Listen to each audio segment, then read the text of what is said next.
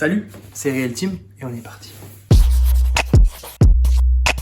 Aujourd'hui, j'aimerais vous parler de ce qu'est l'image de marque. Qu'est-ce qu'une image de marque? J'ai pu lire ce bouquin, Marks of Excellence. Super bouquin. Franchement, si vous avez l'occasion, si vous voulez en savoir plus, c'est pas obligatoire, mais si vous voulez en savoir plus sur l'image d'une marque, sur l'image de marque en général, alors c'est écrit en anglais, mais ça vaut vraiment le coup. C'est vraiment un bouquin qui explique vraiment bien ce qu'est l'image d'une marque. Qu'est-ce qu'une image de marque?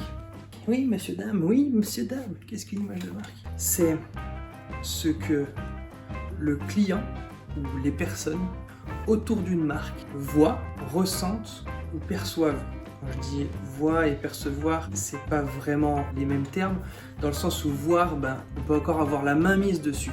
En tant que marketeur, même en tant qu'entreprise ou en tant qu'événement, on a la possibilité de montrer quelque chose aux clients ou aux personnes cibles. Percevoir, pour moi, c'est quelque chose qui est très difficile de contenir. Ça peut être le bout d'une échelle pour une personne. Par exemple, je prends ma marque Real Team. Une personne qui voit les vidéos, elle voit ce que je veux lui montrer. Mais si vous parlez de mes vidéos autour de vous, ce sera vos impressions que vous avez eues de ce que j'ai voulu vous montrer.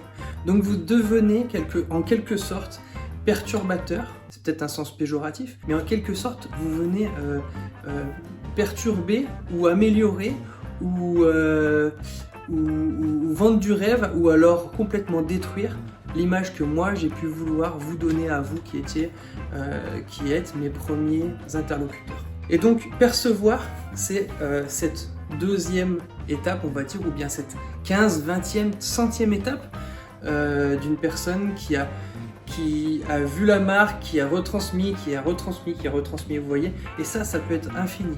Le fait de ressentir quelque chose, c'est quelque chose aussi très complexe à gérer. Mais ça fait partie de l'image de marque aussi. Une image de marque, par exemple, quand on prend en main une belle Mercedes, on prend le volant, il y a quelque chose qui se passe, on ressent quelque chose, il y a une émotion. Pareil dans leur démarche de communication, on peut voir aussi dans leur publicité qu'il y a vraiment une envie d'émotion. Belle musique, quelque chose de raffiné. Enfin voilà, vous voyez ce que je veux dire. Donc l'image de marque, ça englobe tout ça. Il y a ce qu'on peut définir ensemble, par exemple le logo, les couleurs, la typographie, voilà les grandes lignes, les grandes basiques. On peut faire un flyer, des affiches, on peut faire une vidéo, on va avoir les réseaux sociaux propres dans cette même démarche, dans cette même continuité. Et en même temps, à côté de ça, on va dire il y a 75% des choses que l'on ne maîtrise que très peu, ou de loin. On peut arriver à maîtriser, mais c'est assez compliqué. Une bonne image de marque. Qu'est-ce que c'est une bonne image de marque? Alors il y a une tension entre la quantité de personnes qui connaissent votre marque et la qualité de connaissance de votre marque par ces personnes. Et en général, avoir beaucoup de personnes qui connaissent votre marque, c'est faire l'impasse un peu sur la qualité ou des produits ou de la communication. Pas dans le sens qualitatif, dans le sens professionnel, qualitatif dans le sens où vous proposez quelque chose de qualitatif. En général, on propose quelque chose, et on le voit dans le luxe, plus vous entrez dans ce monde du luxe, plus vous allez avoir des objets personnalisés. Et qui dit objet personnalisé dit objet très cher et très rare. Et quelque chose qui est rare, pas forcément, mais la plupart du temps, quelque chose de qualité. Donc en fait, on a cette tension. Et nous, en tant que professionnels de l'image, on a besoin de créer cette tension entre... On a besoin de faire connaître notre marque, bien sûr, mais on a besoin aussi de la rendre qualitative. Donc, nous avons ces deux tensions. Donc, une bonne image de marque, c'est être en tension entre ces deux points. Quantité de personnes qui connaissent votre marque et la qualité que vous retransmettez dans cette communication. Je vais juste vous donner l'exemple peut-être qu'on connaît tous. Rien que de dire le mot McDonald's, il y a probablement parmi vous des personnes qui vont avoir même l'envie de saliver.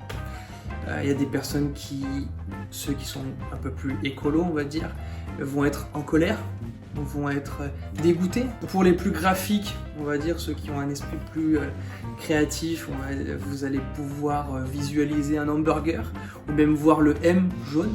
Donc ça, on voit qu'on est sur la quantité, vraiment la quantité. Même si on voit un effort de McDonald's de faire de la qualité. Mais on voit très bien que c'est très compliqué de faire de la qualité quand on veut faire de la quantité. Ça, c'est une image de marque qui fonctionne parce que émotionnellement, elle crée chez vous quelque chose. Parce que visuellement, elle crée chez vous quelque chose. Et peu importe ce qu'on en dit, finalement on en parle. Et d'en parler, c'est mieux que de ne pas en parler. C'est pour ça qu'on peut aussi venir sur le concept du bad buzz. En fait, finalement, bad buzz, bon buzz, ce n'est que du buzz. L'objectif, c'est qu'on parle de nous. C'est pour ça que beaucoup d'artistes, alors je vous parle de ça il y a quelques dizaines d'années déjà, faisaient des choses excentriques pour qu'on parle d'eux en disant « Ah là là, vous avez vu celui-ci, il a fait pipi là, ou il était tout nu ici ». En fait, on parlait d'eux, donc ça faisait quelque chose de... On parlait d'eux, et ça faisait un bad buzz pour beaucoup. Aujourd'hui, bon, en étant artiste, c'est très compliqué d'être dans une controverse par rapport à ce monde. Il faudrait peut-être être réactionnaire, allez savoir. Donc ce qui peut être intéressant pour un jeune entrepreneur, salut à toi jeune entrepreneur, ou une entreprise ou une start-up, ce serait de partir sur de la qualité. Montrer la qualité du service, montrer la qualité de l'interaction avec le client par exemple. Ce que je vous encourage à faire pour avoir une bonne image de marque, non seulement de travailler vraiment votre communication, tout ce que vous pouvez faire de manière propre, avoir un joli logo, avoir quelque chose de vraiment qui tape à l'œil, qui s'imprime dans notre rétine, ça c'est vraiment une basique, on est d'accord. Mais l'image de marque, elle est aussi dans l'expérience utilisateur. L'UX, pour ceux qui ne connaissent pas ce que ça veut dire, UX, c'est expérience utilisateur. Et cette expérience utilisateur, on n'est pas obligé d'être un pro de la communication pour l'améliorer. Il faut juste arriver à se mettre à la place de l'utilisateur, et une fois qu'on est à la place d'eux, par exemple, je suis à la place de mon client, je ne connais rien au graphisme, je ne connais pas du tout ce que ça veut dire faire un logo. Qu'est-ce que ça veut dire? Qu'est-ce qui va se passer quand vous signez un contrat avec moi? Qu'est-ce que ça veut dire derrière le prix du logo? Qu'est-ce qu'il y a? Quelle recherche? Est-ce que je fais des vidéos pour présenter mon logo? Combien de jours ça prend, la création d'un logo? Est-ce que je fais des brainstorming? Combien de rendez-vous? Pourquoi on fait des rendez-vous? Quel est le but du rendez-vous? Voilà, tout ça, il y a besoin de l'expliciter. Et je pense qu'on est tous amenés, un jour ou l'autre, à avoir une image de marque. Alors que ce soit personnel, par mes habits, par ma prestance, par ma carte de visite, selon l'épaisseur de la carte de visite, vous pouvez faire une première impression. Mais une image de marque, c'est vrai, pour les petites entreprises, ou les auto-entrepreneurs, souvent on dit qu'il n'y a pas de seconde chance pour faire une bonne première impression. Alors, je vous encourage à vraiment travailler la première approche, travailler votre image de marque, que ce soit cohérent. Voilà, on a besoin que tout soit cohérent. J'espère que cette vidéo, elle aura été utile pour vous. J'espère que vous allez vous dire, bon ok, je retravaille mon image de marque. Quelle est l'expérience que je veux faire vivre à mes clients, à mes utilisateurs?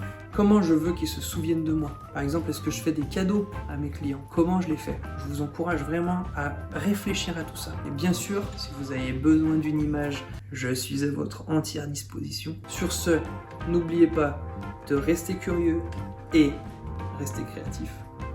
À plus.